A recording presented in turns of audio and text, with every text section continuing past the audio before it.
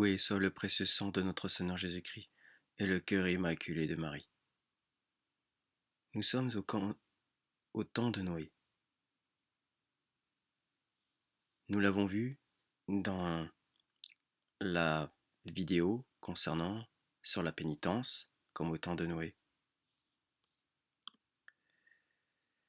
Au temps de Noé, il y eut des hommes de la lignée d'Abel qui se sont laissés séduire par la beauté des filles de Caïn, ainsi apostasiant leur foi en basculant dans une vie dépravée de péché.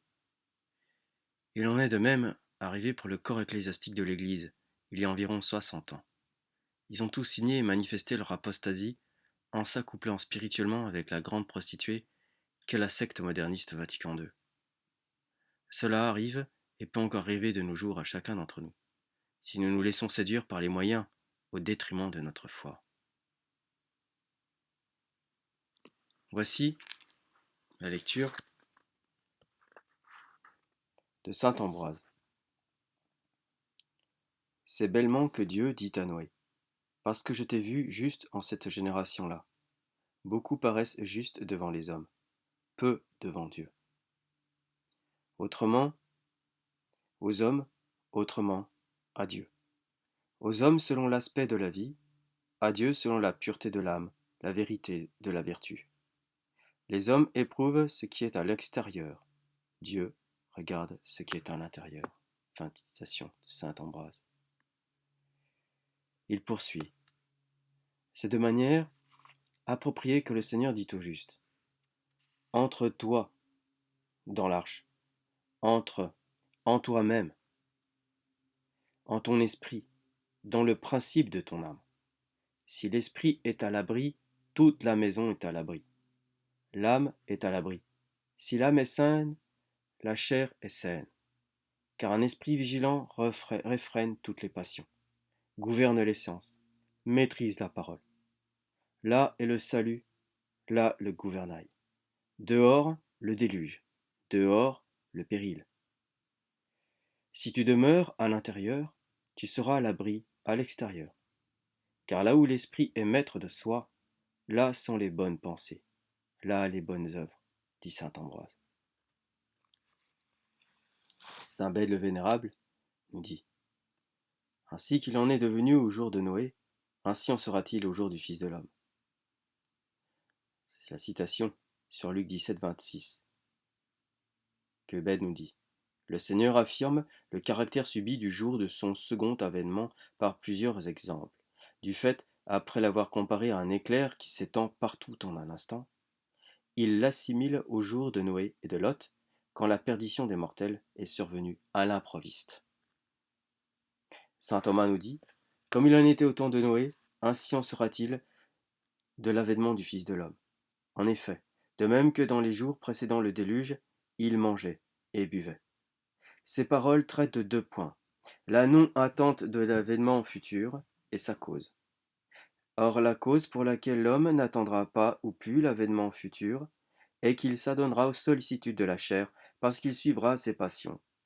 Vous faites bonne chère sur terre, et vous nourrissez vos cœurs des objets de la luxure. Aussi vaqueront-ils à des occupations lascives, qui sont de deux espèces, à savoir aux festins et beuveries, aux coucheries et impudicités, comme dit saint Paul Romains 13, 13. Saint Ambroise nous dit: c'est justement qu'il montre la cause du déluge, du feu du soufre et du jugement dans nos péchés. Il mangeait, buvait, prenait femme. Non que les noces soient condamnables, pas plus que les aliments. Les premiers assurent la succession, les autres sont des soutiens de la nature. Autrement il faudrait sortir de ce monde, mais en toute chose est requis la mesure, car tout ce qui s'ajoute vient du malin. Matthieu 5, 37. Qu'il y ait un consensus pour un temps afin de vaquer à la prière, comme dit saint Paul aux Corinthiens en sa première 7,5.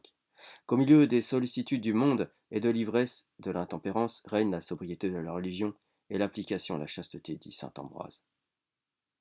Saint Bède nous dit, contrairement au délire de Marcion et des manichéens, ainsi qu'aux théories de Tatien, chef des Ancratites, ici ne sont point condamnés les mariages ou les aliments, puisque les uns assurent de la nature humaine sa survie, les autres son soutien, mais comme dit l'apôtre, tout cela m'est permis, mais tout cela ne m'est point profitable. C'est donc l'usage immodéré des choses licites qui est répréhensible. Saint Thomas nous dit aussi, ce n'est pas manger et boire qui est péché, mais y placer sa faim. Saint Thomas nous dit, il est dit ensuite, ils ne cherchèrent point à savoir jusqu'au moment où vint le déluge, et les emporta tous, à savoir ceux qui ne s'étaient pas joints à Noé, qui était la figure de Christ. Ainsi sera l'avènement du Fils de l'homme. Aussi, de même que ceux qui se sont joints à Noé furent sauvés, de même lors de l'avènement du Fils de l'homme, ceux qui auront adhéré à son Fils, le Christ, seront sauvés, dit saint Thomas, sur Matthieu 24, 39. Saint Ben nous dit sur Luc 17, 27, donc voici la citation, jusqu'au jour même où Noé entra dans l'arche, et le déluge vint et fit tous périr. Eh bien, Noé construit l'arche quand le Seigneur, réunissant comme des bois polis, édifie à partir d'hommes fidèles l'Église. Il y entre une fois celle-ci parfaitement parachevée, qu'au jour du jugement, il met en lumière par la vision de sa présence qu'il y habite éternellement. Cependant, tandis que l'arche est bâtie, les iniques s'adonnent à la luxure, et quand ils y rentrent, ils périssent. Car ceux qui insultent les saints luttant ici-bas seront châtiés en la perdition éternelle, quand ceux-ci seront couronnés là-haut. Fin de citation. Saint Jean Chrysostome nous dit, dans son homélie 77 sur Matthieu 24, 37, le Christ Jésus nous apprend ici que lorsque l'Antéchrist viendra, les pécheurs et tous ceux qui auront désespéré de leur salut s'abandonneront à toutes sortes de plaisirs. Tout le monde sera plongé dans le luxe, dans les festins et la bonne chère. Et il cite un exemple qui a beaucoup de rapport au sujet. Comme au temps de Noé, la vue même de l'arche qu'on bâtissait ne pouvait persuader les hommes que le déluge arriverait, et qui ne cessaient pas de vivre toujours dans les délices, comme si Dieu ne les avait pas menacés. De même, quand l'Antichrist viendra et qu'il traînera avec lui l'horreur et l'effroi par une infinité de maux dont sa venue sera accompagnée, les hommes néanmoins n'en auront aucune crainte. Ils vivront dans une entière assurance, parce ils seront possédés de leur plaisir, comme d'une ivresse profonde, qui leur ôtera tout le sentiment et toute l'appréhension de l'avenir, dit saint Jean Chrysostome. N'y voit-on pas là, aujourd'hui, chers auditeurs, chères auditrices, quelque chose de concret? Habitués au luxe, au confort, depuis au moins 70 ans. L'eau courante, l'électricité, nos petits radios électriques, notre nourriture à satiété dans les grandes surfaces, les voitures qui se déplacent, la rapidité, aujourd'hui même l'électronique, Internet, et puis tout le reste, la télévision. La télévision et sa publicité, qui nourrit les âmes du poison odieux de la surconsommation, du luxe effréné, de la luxure, du péché contre nature. Tout ça, ça nourrit des âmes. L'âme se nourrit de ce qu'elle voit, cher auditeur, auditrice, et de ce qu'elle entend, et de ce qu'elle mange aussi, évidemment, mais aussi de ce qu'elle voit, de ce qu'elle entend, de ce qu'elle comprend. Oh, les iniquités, ceux, ceux qui ont fomenté ces iniquités savaient bien comment s'y employer. C'est le démon derrière tout ça. Je poursuis. Saint Jean Chrysostome. Le Seigneur témoigne par ses paroles que, quand il viendra, il surprendra les hommes dans leur plaisir, qu'ils ne s'attendront point à le voir. Saint Paul dit la même chose aux Thessaloniciens, dans sa première 5.3. Quand ils diront nous sommes en paix et en sûreté, ils seront surpris tout d'un coup par une ruine soudaine. Saint Jean Chrysostome poursuit, et pour montrer encore mieux combien cette ruine serait inespérée, l'apôtre ajoute, comme une femme enceinte est surprise par les douleurs de l'enfantement. Saint Jean Chrysostome poursuit toutefois, comment peut-on allier ces deux choses si contraires? Et comment Jésus-Christ dit-il, aussitôt après ces jours d'affliction, puisque saint Paul, au contraire, dit ce que seront des jours de divertissement et de réjouissance. Comment peut-on allier la paix et la sûreté avec des afflictions et des maux? La réponse est double, dit saint Thomas. Premièrement, saint Jérôme dit qu'il est vrai qu'aux alentours du temps de l'Antéchrist, les tribulations seront nombreuses, et cela pour l'approbation des élus. Puis la tranquillité reviendra, et les mauvais y vaqueront à la joie. Aussi saint Luc parle de l'état de la tribulation, tandis que saint Matthieu du temps qui précédera immédiatement l'avènement de Dieu. Saint Bède nous dit, par contre, Pardon. Saint Bède nous dit oui. On se demande comment concilier la précédente description de guerre, peste, famine, tremblement de terre, etc. en Matthieu 24, 6, avec celle de ces indices de paix. Mais on peut estimer qu'après les guerres et les autres événements par lesquels le genre humain sera dévasté, il y aura une brève paix, prometteuse d'une tranquillité généralisée, afin d'éprouver la foi des fidèles pour que les maux passés y attendent la venue du juge. Dit saint Jérôme, saint Bède en Matthieu 24, 38. Saint Thomas nous dit, autrement, du fait que les uns sont bons, les autres mauvais. Aussi l'Église souffrira tribulation universellement, et les bons seront éprouvés par les mauvais. De ce qui dit plus haut, vous serez en haine à tous les hommes à cause de mon nom. Matthieu 10, 22. C'est pourquoi ce seront les bons qui souffriront, tandis que ceux qui exerceront ces tribulations seront les mauvais. Aussi ce qui est dit ici, mangeant et buvant doit être entendu des mauvais, et ce qui est dit en saint Luc, que les hommes sécheraient de frayeur les bons, ou bien, comme il arrive fréquemment que les bons soient corrigés par la tribulation, les mauvais non, dès lors les mauvais sécheront, les bons non. Saint Jean Chrysostome nous dit, les insensés regarderont ces temps comme des temps de paix et de toutes sortes de biens. C'est pourquoi saint Paul ne dit pas, quand ils seront en paix et en sûreté, mais quand ils diront, nous sommes en paix et en sûreté. Se servant à dessein de cette expression pour nous marquer leur insensibilité, qui sera semblable à celle des hommes qui vivaient au temps de Noé, lesquels ne cessaient pas de passer leur vie dans les délices, quoique menacés de tant de maux. Tandis que les justes n'auront rien de cette dureté si insensible et de cette étrange frénésie, puisqu'ils passeront alors toute leur vie dans la douleur et dans l'amertume. Cependant, pourquoi le Christ, Jésus, ne rapporte-t-il pas plutôt l'exemple des Sodomites que celui de Noé? C'est parce qu'il aimait mieux rapporter l'exemple d'un malheur général et universel, afin que les cœurs les plus endurcis et les plus incrédules en soient étonnés, et qu'il juge par le passé de ce qu'ils devaient craindre pour l'avenir. Il marque aussi en rapportant cet exemple qu'il est l'auteur de l'Ancien Testament, et qu'il a fait tout ce qui est écrit. Fin de citation. Saint Bède nous dit, néanmoins, comme ils ont méprisé les jugements de Dieu, en se donnant tout entier aux choses d'ici-bas, ils ont péri par l'eau ou par le feu. Toutefois, dit saint Thomas, saint Eusèbe cité par saint Thomas, en Luc 17, 28. Toutefois, comme le Seigneur a usé de l'exemple du déluge, afin que l'on ne pense pas un futur déluge par l'eau, il emploie le second exemple de Lot, enseignant le mode de la perdition des impies, que la colère de Dieu tombera sur les impies par un feu envoyé du ciel. Du ciel, le feu. Pas les bombes nucléaires, le ciel. Saint Thomas nous dit, on lit dans l'Écriture l'annonce de deux consommations. La première par l'eau. Il n'a pas épargné le monde de l'origine, mais il a gardé le huitième Noé, annonciateur de la justice, envoyant le déluge au monde des impies.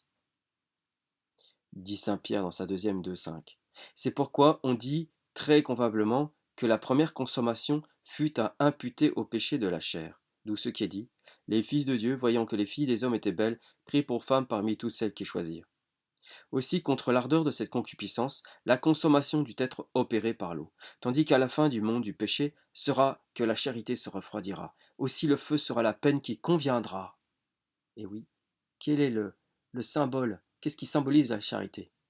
C'est le feu. Saint Thomas, c'était Saint Thomas sur le Matthieu 24, 37. Nous poursuivons encore avec Saint Bède. Semblablement comme cela eut lieu au jour de Lot, ils mangeaient et buvaient, achetaient et vendaient, plantaient et édifiaient. Le Seigneur passant sous silence le plus grave et innombrable crime des Sodomites, commémore seulement les débits, qui pourraient être pensés légers ou inexistants, afin que l'on comprenne quelles peines seront portées en matière illicite, si l'usage très immodéré des actes licites sans lesquels on ne peut mener cette vie ont été punis par le feu et le soufre. Au jour même où Lot partit de parmi les Sodomites, une pluie de feu et de soufre tomba du ciel et les fit tous périr. Jusqu'ici, Lot demeure comme un étranger parmi les Sodomites. En d'autres termes, le peuple des élus parmi les réprouvés, lui-même étant juste dans son comportement, est connu comme tel, et selon l'interprétation du nom de Lot, déclinant autant que faire se peut la vue de leurs actions déshonorantes. Par contre, une fois Lot sorti, Sodome périra, parce qu'à la consommation du siècle, les anges s'élanceront et sépareront les mauvais du milieu des justes, et les précipiteront dans la fournaise de feu, dans les temps de feu et de soufre où ils seront torturés jour et nuit, dans les siècles des siècles, dit l'Apocalypse 29. Il en sera ainsi au jour éternel en lequel le Fils de l'homme sera révélé. C'est bellement qu'il est dit sera révélé, car celui qui entre-temps voit tout sans paraître, jugera alors tout en apparaissant. Mais il apparaîtra pour juger au temps où tous auront oublié, au plus au point, ces jugements, et où il constatera qu'ils sont devenus esclaves de ce siècle. Pensez-vous que lorsque le Fils de l'homme reviendra, il trouvera la foi sur terre? Car bien que la fin du monde doivent venir dans l'avenir en un temps déjà arrêté, c'est néanmoins tandis que la charité du grand nombre s'étant refroidie vers la fin, que l'iniquité du genre humain croîtra au point que le monde qu'il habite doit être détruit avec lui.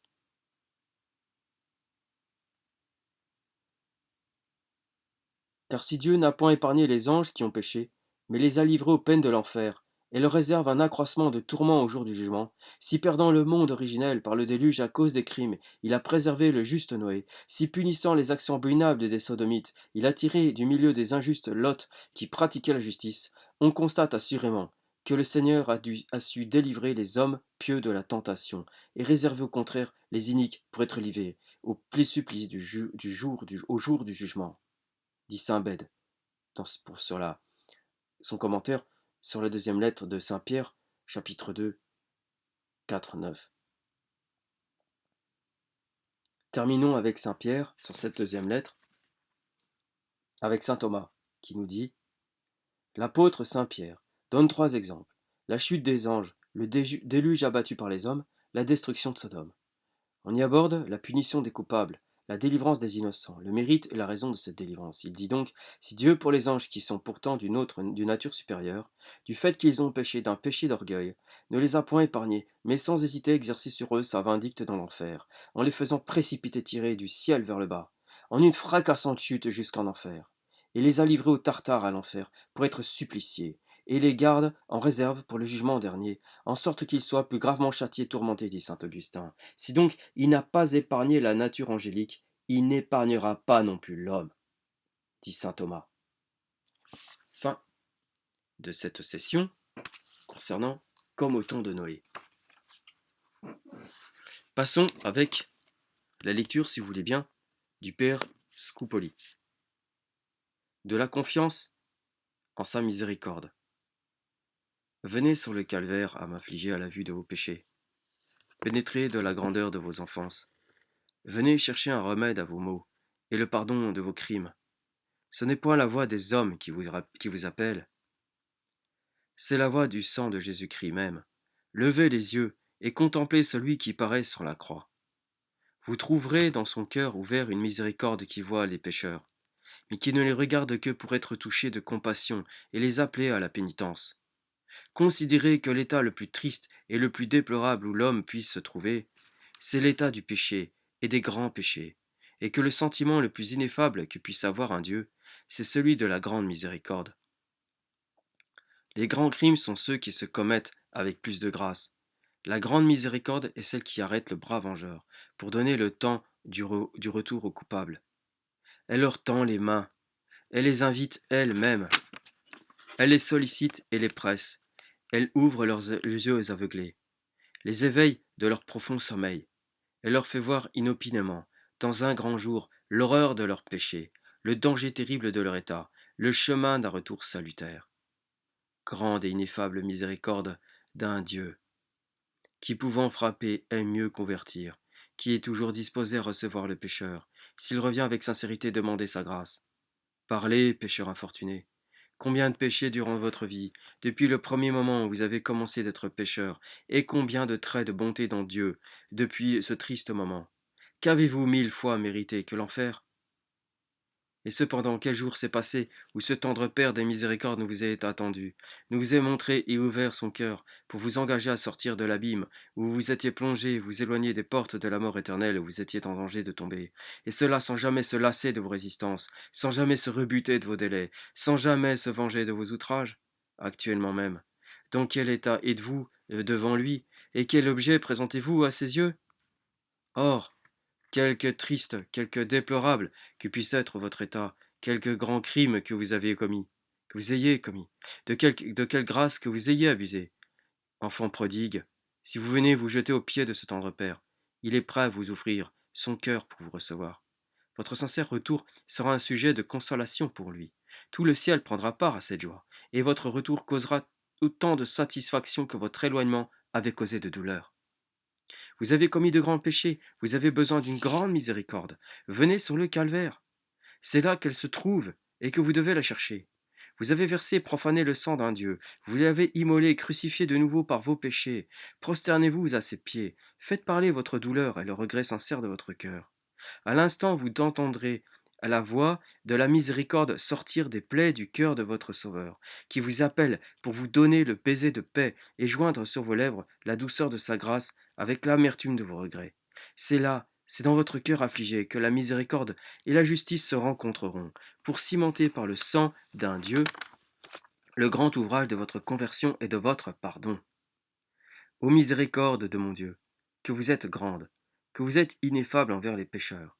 S'il vous connaissait, comment me viendrait-il pas tous se jeter dans vos bras? Je viens m'y jeter pour toujours. Ayez pitié, grand Dieu de mon âme, que vous avez créé.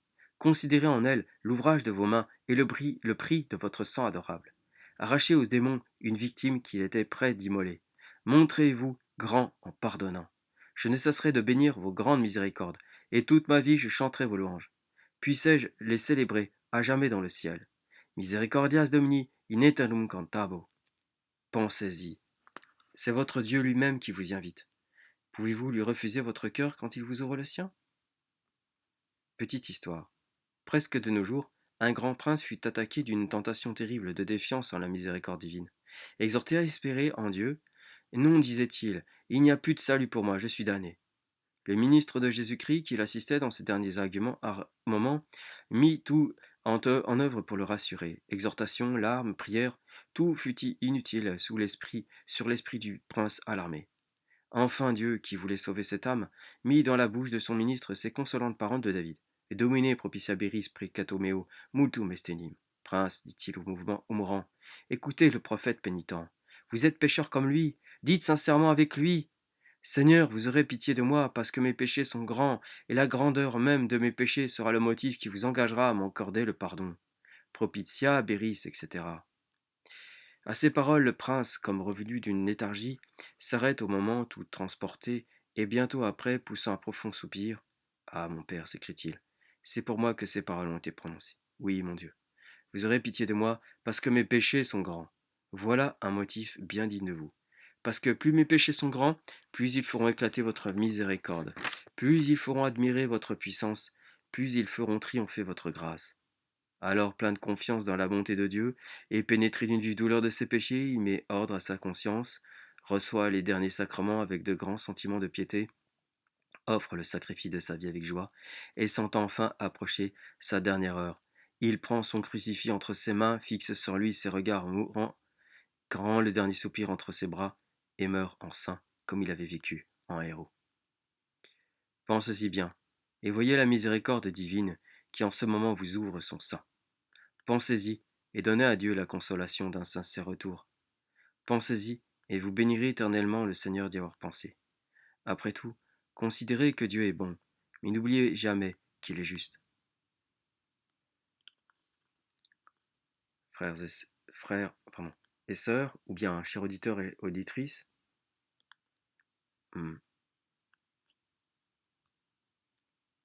privés de sacrement de confession, regardez bien l'ordre important des choses.